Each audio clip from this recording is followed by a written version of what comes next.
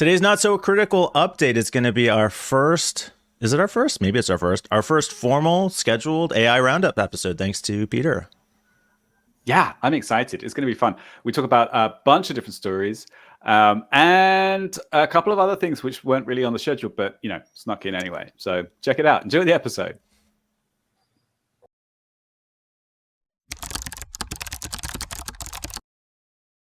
All right, so we've decided to do this new thing. It's my idea. These guys have been forced into it, where there's so much AI news lately that I thought it'd be kind of cool to kind of just do a roundup of some of the interesting things that we heard this week. Yeah, there are a lot of stories every week.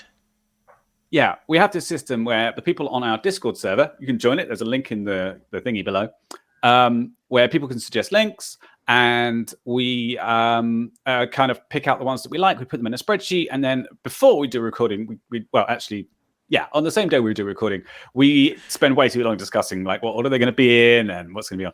So because we've had so many AI stories, I thought, bit of fun. Let's have a look at some of the fun ones. Also, before we start, and I'll stop talking after this for a minute, thank you to all our subscribers. Genuinely, we really appreciate it. We've had a little bump lately. We're very close to 500. It's quite exciting. Totally validates our existence. It's close. So right there. This close. If you've got any friends, like log into your mum's account and just subscribe from her. It doesn't matter to us. We don't care. That's literally thank you so much. How we got started. Yeah. Launched the channel. We actually launched the channel maybe before Easter, before some holiday. And at the family dinner, I grabbed everybody's phone and subscribed to the channel on their phones to get us started. We're at 486 right now as we record this. If we break 500 by the time you have a chance to subscribe, then just go ahead and do it anyway. We'll accept 501. We're so close to 1,000, you guys. Also, right there. We're doing this. We're going to be doing this AI roundup every Friday. So subscribe if you don't want to miss out. Anyway, right. For at least the foreseeable Fridays, which is tomorrow. Today, sorry. Yeah. So let's start with this. I think I Am Pie Test shared this in our Discord server. Google will soon show you AI generated ads. Like, obviously, of course. So what's special about this story? Like, I mean, I just love the fact that we may not need ad creatives anymore. No, if anybody's going to be put out for job, it's the marketing department. See you, Mike. You're a has-been. Yep. Well, good luck without us. Not making any money ever selling anything again.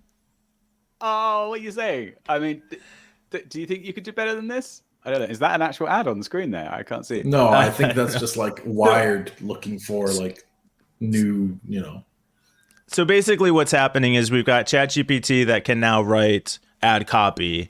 And this is basically saying we compare it with generative AI tools to generate images in the platform. So you could just tell Google, I'm going to sell this to this audience. It will handle the targeting. It will handle the creative. It will handle the copy. It will handle everything. And marketers just sit back and collect fat paychecks, which I am fully on board with. And then we had the other thing, like a similar idea to the do not pay bot from last week, where we'll have people who just want to mess around with advertisers who go in and click on them, but it will be an AI. So you have a bot that goes off and clicks on everything. So it'll be AI creating it, AI clicking on it, and then AI subscribing, sending you spam, and then an AI unsubscribing you from anything.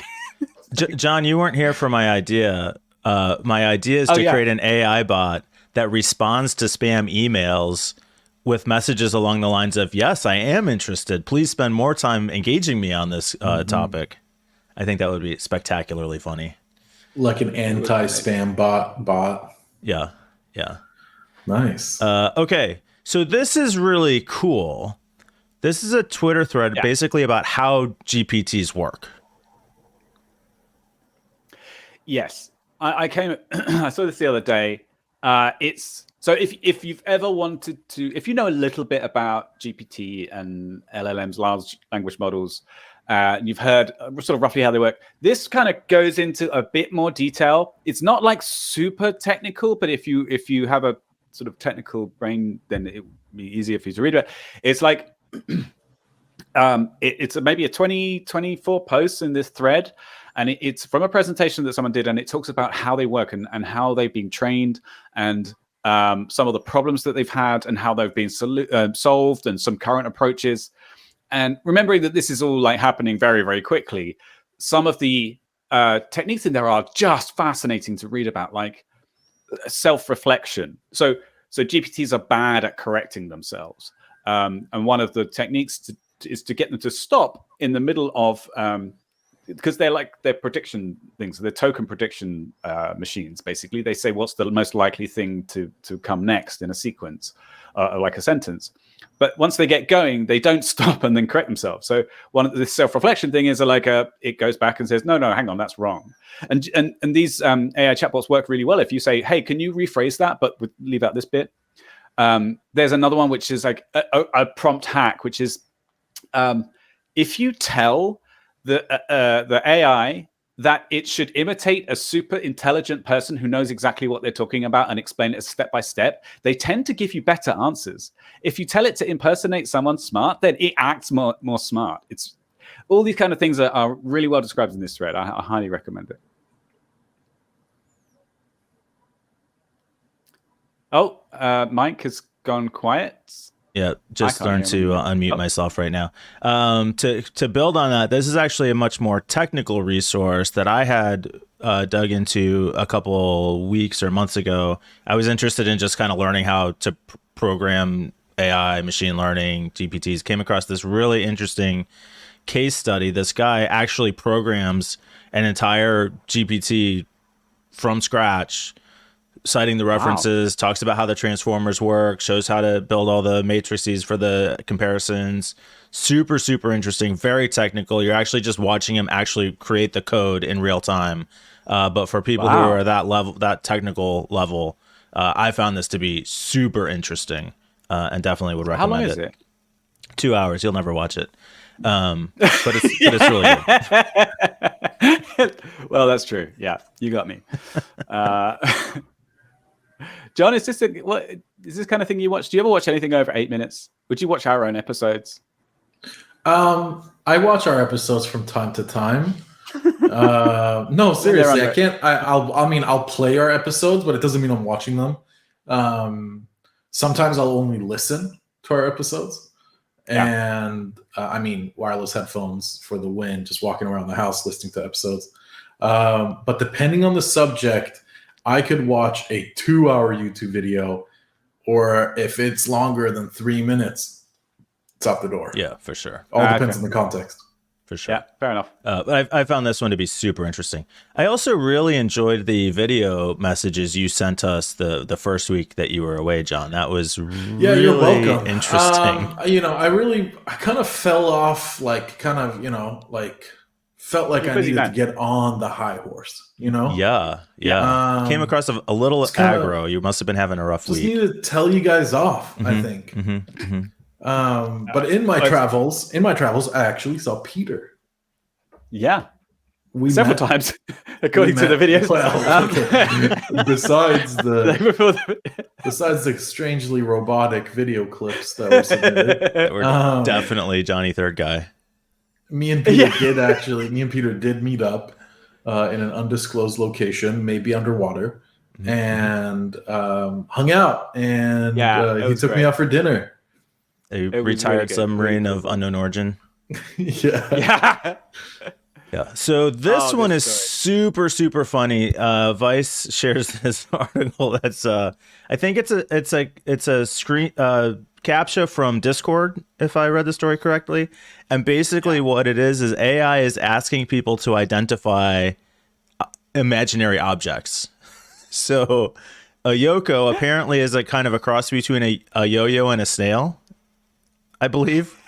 And so it's asking people to identify each image containing a Yoko, which is not a real thing that exists.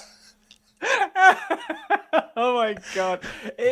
This is hilarious. It's just, they've been getting weirder and weirder. Like there was a point at which these captures were obvious, clearly AI generated images that it was asking you to identify, like lampposts and whatever. But someone forgot to turn off they turned the slider up too far on the hallucination knob. But it is a really great way to train, both simultaneously confirm that you're a person-ish and because captchas can be Just beaten how quite well you easily. can guess. And well, no, not this specifically. I just mean captchas in general. It's a really good way to train models to be like, did I generate a light post good enough? But for this you to is say going that's too the- far. Well, I mean, what really is a Yoko? It's a cross between a snail and a yo-yo. Are you not paying There attention? you go. How do you not know? I mean, that's easy enough, right? It's right there. The obviously it's the paintbrush looking thing. This is awesome. Uh, super fun story. Well, there's a Yoko Ono, right? If there's no Yokos in there, Oh, that's No. I don't see interesting Yeah. point. Or there's the globe. so Sorry. Okay. This is a fun side of AI and of generative AI. There was a story I saw in the news just today about Trump sharing. Donald Trump, failed real estate mogul, is actually a presidential candidate of the United States. For people who don't know, shared a deepfake video of Ron DeSantis, also now a presidential candidate, and like everybody knew it was a deep fake, funny joke, ha ha ha. They're trolling each other, whatever.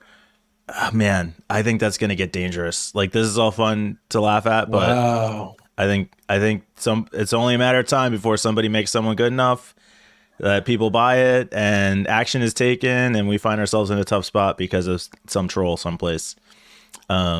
Interesting. missed out. Convicted sexual offender. Sorry, for Trump. Is he convicted, or do you mean? Found liable? Found liable. Ooh. Okay, for sexual assault. Yeah, sorry. Yeah, convicted is the criminal proceeding. Liable is a civil proceeding. So he was found liable in a civil proceeding. Well, my mistake. I do apologize. Yeah. Sorry, Trump. Different standard of evidence, but no need to get into the technical details of the U.S. legal system at this. Yeah, he this assaulted time. a woman. This so is the not so legal update. Allegedly. No, not allegedly. He actually was found liable. Supposedly. Okay, that's just what's this one about? So this one, China's GPT, China Chat GPT. Yeah, this was great. If you didn't catch this, guys, so this was an article, a little news clip about how China's chatbot, which is basically a GPT imitator, their answer to GPT, and it behaves exactly as you would expect. Yep. It refuses to answer any kind of questions about, Tiananmen Square and those kind of things. If you ask where did COVID come from, you get, I don't know. Yeah, I don't know. I'm not very good at answering those kind of questions. Yeah, not very good. But then if you ask it, can you tell us what's the similarity between Xi Jinping and Winnie the Pooh? Use a band. Like that's it. Boom. Yeah, that's it. You just got band. I never understood. I never understood the whole what? Whoa! I was trying to expand the video, but it took over my whole screen. That was not what I meant to do. I never understood why he's so upset about being compared to Winnie the Pooh. Like, it's such a weird thing to be offended about. I think you have to take them seriously. They don't. Oh, it's like a respect thing. Authoritarian dictators are not really known for their sense of humor. I mean, that's fair. Well, yeah, I mean, that's a fair point. That doesn't hold true for everyone, Yeah, I guess that's true. The whole authoritarian figure not really having a sense of humor. All right. The final news item that I wanted to quickly mention is that there was an article on The Readable, which was a news site to me, called Korean Security Researchers Introduce New AI and It Is Sweeping the Globe. This was by a senior journalist who surprisingly is Korean.